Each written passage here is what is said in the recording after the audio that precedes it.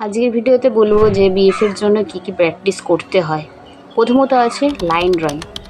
ড্রয়িংটা খুব ভালো মতো প্র্যাকটিস করবে, ড্রয়িংটা খুব ইম্পর্টেন্ট, ড্রয়িংটা ফার্স্ট।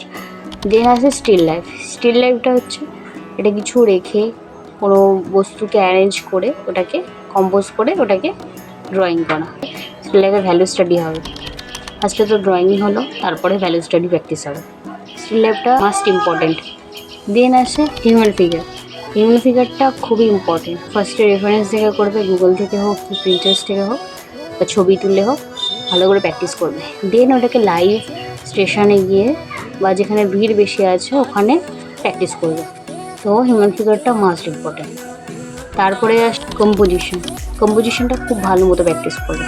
কম্পোজিশন মানে কিছু মানুষ দিয়ে ওটাকে অ্যারেঞ্জ করে একটা কম্পোজ করে একটা থিম করা। যেমন হচ্ছে স্ট্রিট ফুড বা ফ্লাওয়ার মার্কেটে মানুষজন থাকবে বা বিক্রি হয় ফল টল, তো ওখানে 3-4টে মানুষ ফিগার ইম্পর্টেন্ট। এবার কম্পোজিশনটা দুভাবে করা যায়। একটা হচ্ছে লাইন ড্রয়িং, দুভাবে রাখা যায়। একটা হচ্ছে লাইন ড্রয়িং মানে কম্পোজিশনটা শুধু ড্রয়িংয়ে থাকবে, ওটা আলো ছায়াটা পেন্সিল দিয়ে বোঝাতে হবে। আর একটা হচ্ছে ওয়াটার কালার। এই দুটোভাবে প্র্যাকটিস করতে হবে। তারপরে হচ্ছে অ্যানিম্যাল ফিগার। এবার অ্যানিম্যাল ফিগার স্টাডিটা খুবই ইম্পর্টেন্ট। যখন আমরা আলাদা করে অ্যানিম্যাল স্টাডিটা করবো তখন আমরা কম্পোজিশনে দিতে পারবো। কিছু কিছু কলেজ থেকে বলে যে অ্যানিম্যাল ফিগার দিতে হবে কম্পোজিশনে, তখন কি করে করব? তখন এইভাবে আগে থেকে প্র্যাকটিস করতে হবে আমাদের যে কম্পোজিশনে আমরা অ্যানিম্যাল ফিগারটাকে দিতে পারবো। তো অ্যানিম্যাল ফিগার খুবই ইম্পর্টেন্ট, তো ওটা ভালো করে প্র্যাকটিস করে যেতে হবে, ঠিক আছে? তারপরে আসে ওয়াটার কালার। ওয়াটার কালারটা নিজেকে ভালো করে প্র্যাকটিস করতে হবে। এটা হচ্ছে আমার হোয়াটসঅ্যাপ নাম্বার। তো পরের যে আপডেটসগুলো পাওয়ার জন্য বা নিজেদের কাজ শেয়ার করে আমাকে শেয়ার করে চেক করানোর জন্য আমাকে হোয়াটসঅ্যাপ করতে পারো এই নাম্বারে।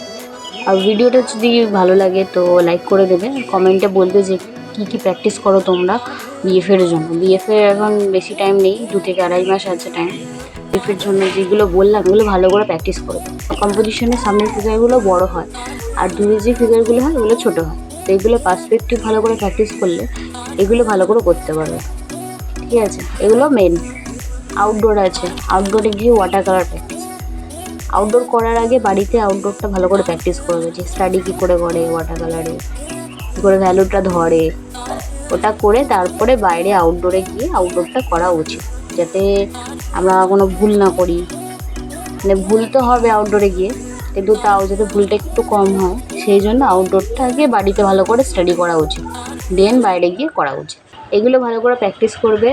আর পরবর্তী আপডেটের জন্য সাবস্ক্রাইব করে রাখবে, যাতে এরকম ভিডিও আমি আনবো আরও, যাতে তোমাদের হেল্প হয়। সাথে হোয়াটসঅ্যাপটা করে রেখো যাতে পরবর্তী আপডেটসগুলো পাও। দেখা হচ্ছে নেক্সট ভিডিওতে, কোনো আরও কিছু ইনফরমেশান শেয়ার করব। প্র্যাকটিস করতে থাকো।